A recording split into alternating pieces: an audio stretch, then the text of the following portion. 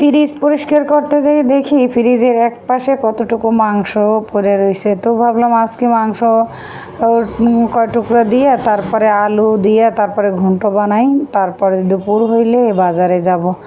তো সেই চিন্তা ভাবনা করি আগে ভাবছি যে রান্নার কাজটা শেষ করি, তারপরে বাজারে যাব আস্তে ধীরে। কিন্তু কি আর বলবো আপুরা ভাইয়েরা, যখনই কোনো জিনিস চিন্তা করি তখনই দেখা যায় একজনের পর একজন একজনের পর একজন আসতেই আছে। তাদের সাথে কথা বলা, তাদেরকে এক একটা ড্রেস দেখানো, তাদের কাজ কমপ্লিট করিয়া কিভাবে দিছি সব কিছু মিলাইয়া প্রতিদিন এই একই পেরেশানি একই প্যারা। যাই হোক, আজকের এই মাংস এতটুকু দেখে আমার নিজেরই অনেক হাসি পাইতেছে, কিন্তু কিছু করার নাই, কারণ সময়ের অভাবের কারণে অনেক কিছুই করতে পারি না। যাই হোক, মাঝে মধ্যে একটু সময় বের করে তারপরে বাজার করি। আবার অনেক সময় দেখা যায় যে ছেলে দুইটারে পাঠাই দিই। এখন তো বেশিরভাগ সময়ই ওরাই যে মানে যা কিছু দরকার হয় না কেন ওরাই নিয়ে আসে, আমার তেমন একটা প্যারা লাগে না।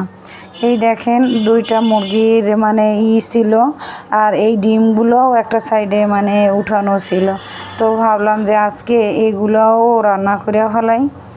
তো যেহেতু ফ্রিজ পরিষ্কার করছি, আবার কালকে কি করতে হইবে, চাদর টাদর পরিষ্কার করতে হইবে, সব কিছুর মাঝে মাঝে মানে মাঝে মধ্যেই এই দেখা যায় যে এক একটা করার চেষ্টা করি, কারণ একসাথে সবগুলো করা তো আর সম্ভব না।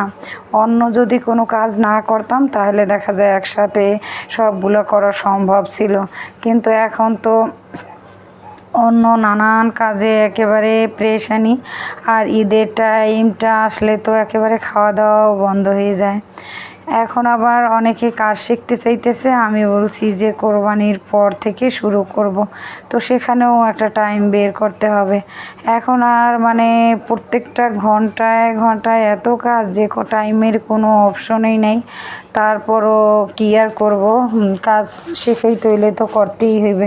এখন বেশি পরিমাণে আলু কাটতে নেব, মানে 4-5টা আলু কাটটা তারপরে এই মাংসটুকু দিয়ে তারপরে রান্না করবো, আবার রাতে রান্না করবো।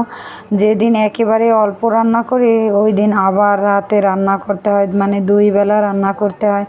আর যেদিন একটু বেশি করে রান্না করি বা সকালের টাইমটা বাজারটা থাকে ওই দিন আর প্যারা হয় না। তো এই যে রান্নার যে প্যারাটা, মানে এই রান্না করতে গেলেও কিন্তু অনেকটা সময় চলে যায়। যাই হোক, তারপরে তো রান্না করতে হইবে, খাইতে হইবে, যেহেতু বাচ্চারা আছে। আর অনেক সময় আবার দেখা যায় যে যদি কোনো কিছুতে একটু বলি যে এখন না, এই অল্প কিছু আছে তোমরা খাইয়ে নাও, তাহলে অনেক সময় কিছুই বলে না, কিন্তু আবার অনেক সময় বলে যে তাহলে আমি করি। তো এই জিনিসটা আমি আবার মানে মাঝে মধ্যে করতে দেই, আবার মাঝে মধ্যে বলি কি যে না, করার দরকার নেই, আমার কাজে একটু হেল্প করো। তো এই আর কি। তো আর কয়েকটা দিন আছে, কিন্তু আমার এখনও কাজের অনেক পেরেশানি।